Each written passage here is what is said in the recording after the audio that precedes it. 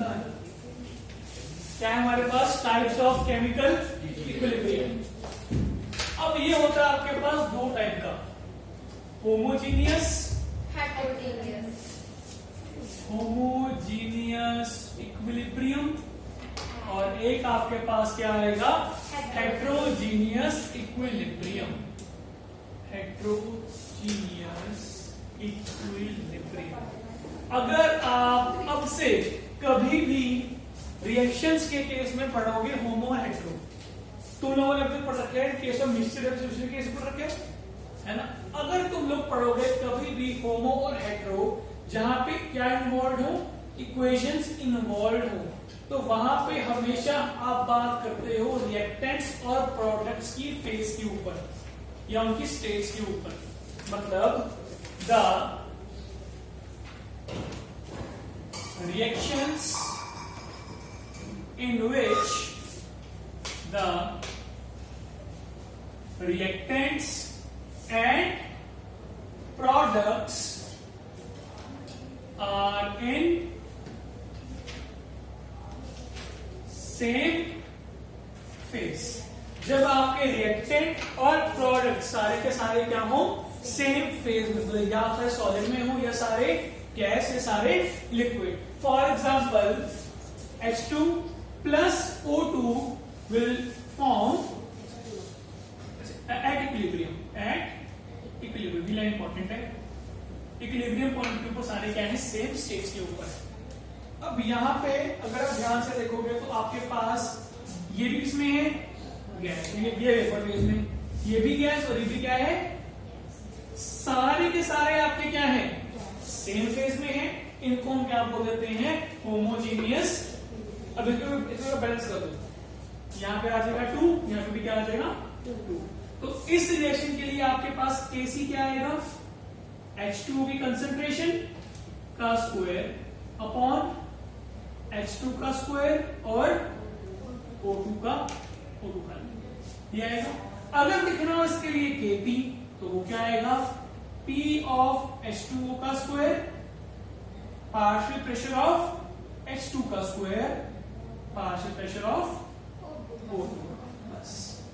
और अगर लिखना हो इन दोनों को आपस में करके relate, Kp is equal to Kc RT की पावर 2 माइनस 3 मतलब -1, तो Kp इज इक्वल टू इसके लिए Kc bye R।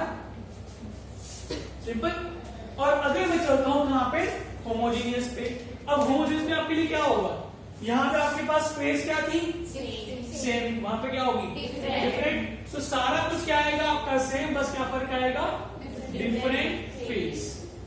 Different phase इसके ऐड के लिए। अब इसके लिए आप लोगों ने पढ़ रखी है रिएक्शन 10th क्लास में।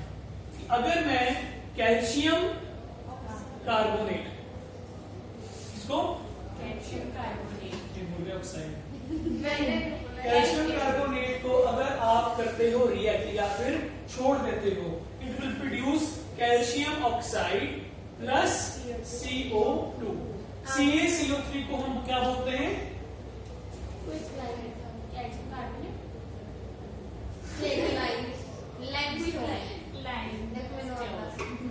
लाइमस्टोन है। ये पढ़ा है हमने इस ब्लॉक में अभी अभी। ये आपके पास क्या होता है? Quick lime. ये मेरा सही है। अगर जो आपके पास बनेगा CaOH होल ट्वाइस, वो होता है स्टेक लाइम। OH वाला उसको बोलते हुए क्या है? स्टेकिंग ऑफ लाइम प्रोसेस होता है। ठीक है। इस केस में आपके पास ये किसमें है? सॉलिड। ये आपके पास, ये आपके पास गैस। साइड स्टेट्स में आपके पास अलग अलग है। अब यहाँ पे एक और सीन क्या है? एक मिनट, CaO भी आपके पास होता है सॉलिड। अब यहाँ पे सीन क्या है? जब भी आप कभी भी इसका लिखोगे Kc, वो क्या आएगा? CaO की कंसेंट्रेशन इंटू CO2 की कंसेंट्रेशन अपॉन CaCO3 की कंसेंट्रेशन। यही है। लेकिन अब से एक बात याद कर लो, क्या कि द concentration for सॉलिड्स, कौन कौन?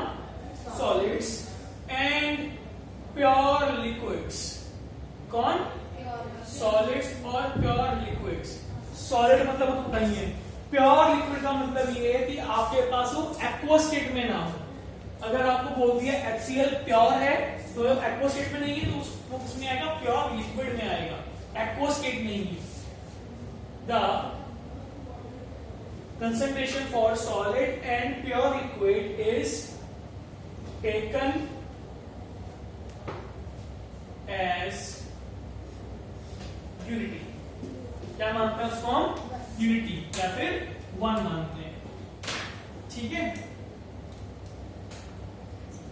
क्योंकि because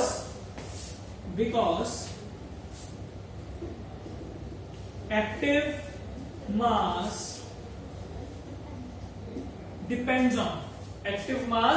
depends only on density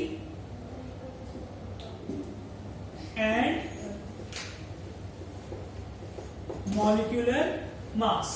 क्योंकि आपका जो एक्टिव मास है, हेयर एक्टिव मास का मतलब होता है आपके पास कंसंट्रेशन।